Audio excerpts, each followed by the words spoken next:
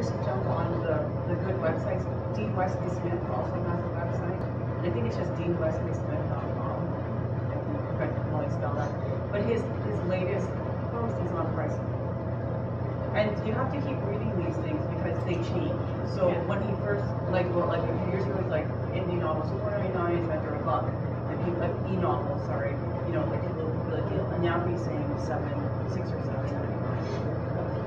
So like everything is going to change, everything's going to settle out. You make your own decisions, but and if you also read thepassivevoice.com, he takes a lot of things, he just sort of pulls from different sources, so you get to see what a lot of different people think.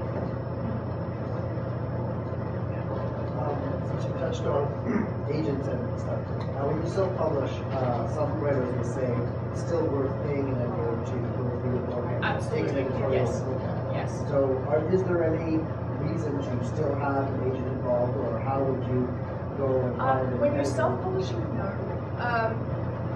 You don't need an agent to find an editor. What you need are research skills and references from other writers who maybe use that editor before.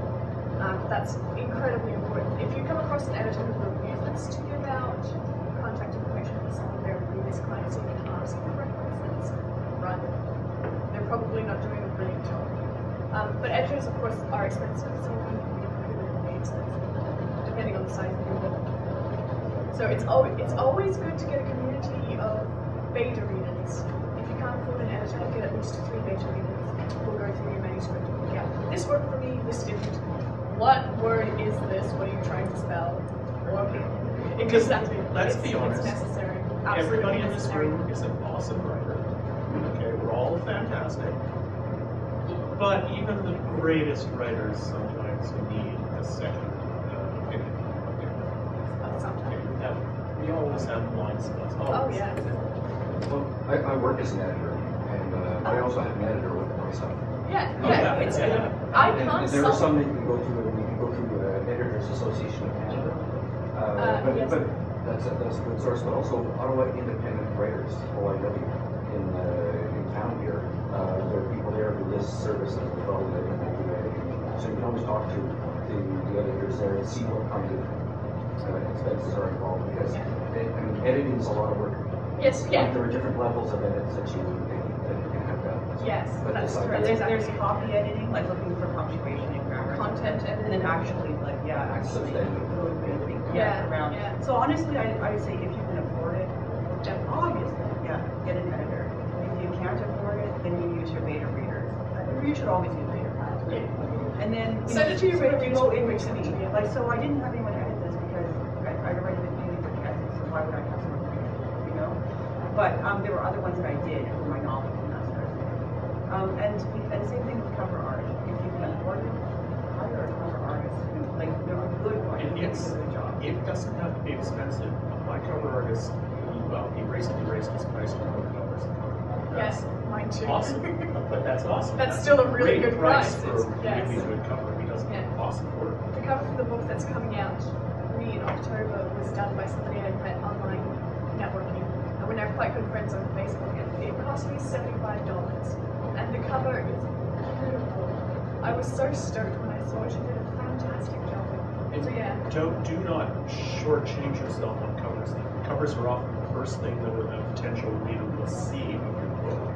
And if it's a not great cover, it could be a fantastic book, but they won't ever get to it. As a reader, that's true. So, How does that help ebooks? Is it worth it getting free books? Because some- I've seen a series with the same cover and she's just changed the title, and I feel kind of ripped off. You know, Yeah, but like in Smashwords, for example, has a cover displayed along with the links to the purchase of your various ebook formats. So yeah, covers for ebooks count.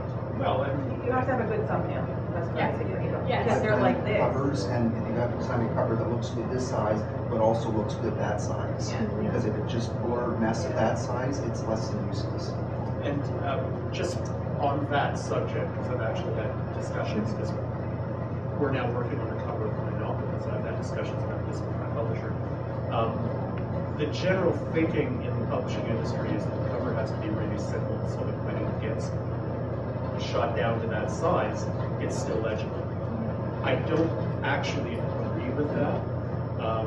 My covers, as you can see, are quite complex sometimes. That doesn't necessarily mean that it's a bad cover. The important thing is that you have to know that when it does get blown down, that is not a phrase, it does get yeah, I use the term smaller. Smaller. Oh, I like that. When it gets smaller, it's legible. And it doesn't mean that people will actually see all the detail that they see in the main book, but as long as they get the main impression of what it is, it's still okay. It's just a visual artist, there's a lot of contrast there. Even if you shrink it down, you can't see what the objects are. You get a black top, half circle, and brown bottom. So there's stuff you can make out. You get something that's very similar at home for the whole thing. You shrink it down, and it's just noise. It's a blur of lots of color. And sir, you can have a different ebook cover from your print or a simplified version. Like you can do whatever you want. And sir, just for a moment, I just have to emphasize in these guys right that just the content is the most important thing. That even if your cover sucks, like they'll have their audience or whatever, but like they will find you usually if you like just write, practice your writing, and keep moving up, and eventually someone will find you. That's an important point too, actually. Always practice your craft. I mean, I follow your game as well, and even he says, there's still so much that I am still learning about writing, and so his advice to writers is just write, learn your craft, always take courses or classes if you can. There's just so much to learn about writing that you will always be improving. I don't know if there's anyone here who's actually interested in comics or going the comics way of self-publishing, but okay, good. So I can speak to you at least. One thing that I wanted to emphasize about the benefits of self-publishing is if you're putting out a regular, whether it's a floppy comic or issues or just a webcomic that you're doing regularly, and you're able to keep to that schedule, then if you ever do approach an editor or publisher, they can see that you have what it takes to keep going. You can stick to your schedule, and they can see that you've accomplished all these things, and that does mean something to you, because particularly in comics, the most important thing is that they want to know that you can produce on time, that you're not going to leave them hanging when they say, okay, we need 24 pages by this date. Can you do it? They want to know that you can. So it's a really good thing to be able to show them this is what I've done, and I'm still doing it at the schedule, and I've never missed an update or an issue or whatever, and that's good to be able to say.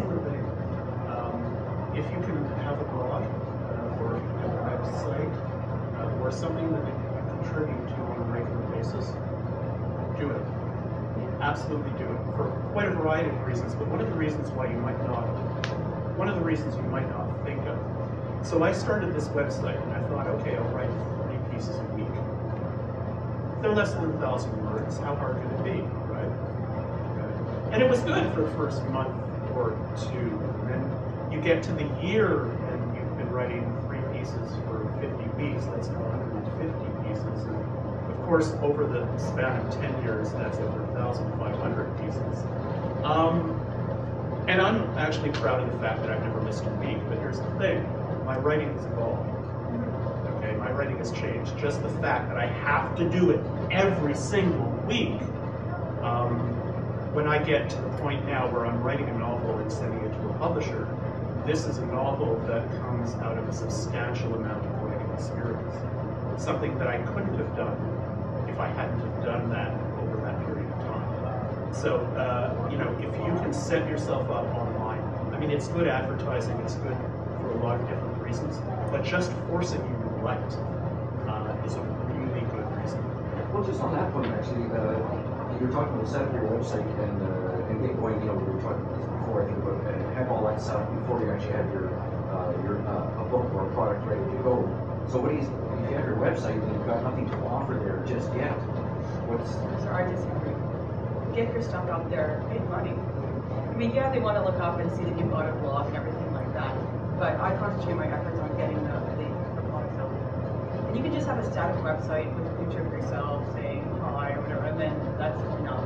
Yeah, I think it would be important to have some good amount of content before you start advertising. advertising your website. There's no reason not to put the website up.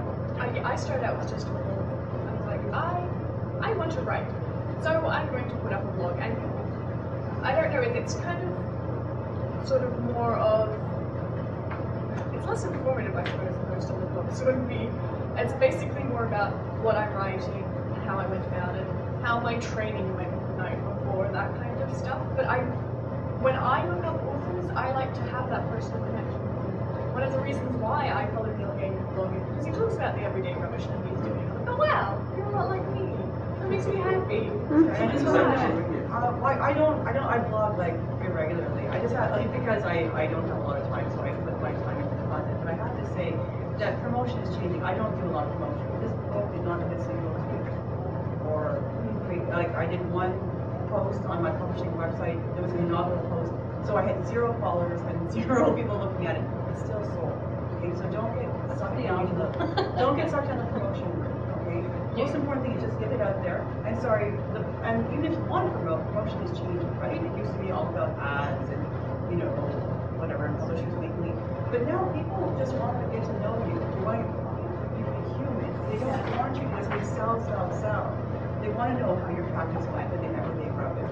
So, and it's a human connection that they're looking for. Yeah, I have to say, when I do follow authors and all they do is like sell their stuff, I get really annoyed really quickly. It's not the stuff I want to do. 2 points about that. First is that I actually decided to have a web page in I think April of 2002. Didn't actually start it until September. I spent that entire summer writing. By the time I had started the website, I already had 40 pieces in a backlog, and I've maintained the backlog of anywhere between 20 and 50, so that I know that if it doesn't come that week, at least I have something to follow on. Okay, so that's it worked for me, and I think it is useful. The other thing, though, is in terms of blogs, I actually just started a blog a couple months ago. Ira Nayman's Thrifty Friendship, if you're on Facebook. The thing about blogs, and the thing about all self-promotion, I also write my own press releases. I write my own bios, and there's a story about bios that I'll get to in a second. The thing about them is, and this is what I've always told my students, everything you approach in terms of what you do as a writer should be approached as a creative exercise. Okay. The perfect example, the best example is, so I've been to a lot of cons in the past 2 or 3 years, and most of the con programs ask you for a short bio. And I write bios that have some humorous content to it. I have a bio that starts, Ira Nayman is a furry marsupial who eats eucalyptus leaves. And then I have my bio, and at the end it's like, oh no, wait a minute, that might be koalas. The first con I went to, Sci-Fi on the Rock in Newfoundland, which was an awesome experience. So I gave them one of these bios, they put it in their program. I got to the con, and swear to God, every time I introduced myself to somebody new at the con, they said, "You're the bio guy." They had read the bio and remembered me. They knew who I was before I even got them. Okay. A little bit of creativity, even in something, because most people just knock off the bios. They don't think twice on it. Right? A little creativity will take you a long way. I'll give you another ramification of that. So, I've got this novel. I'm looking for an editor. I'm looking for a publisher, rather. I submit a query letter to Elsewhen Press. Okay, I say, hey, I've got this. You're looking for this. Maybe you could publish my novel. The first response I got back from the publisher was, okay, we looked at some of your material on the internet. We found a couple of bios. You look bonkers, bonkers in capital letters. Just the kind of person we're looking for. Please send us the first 3 chapters.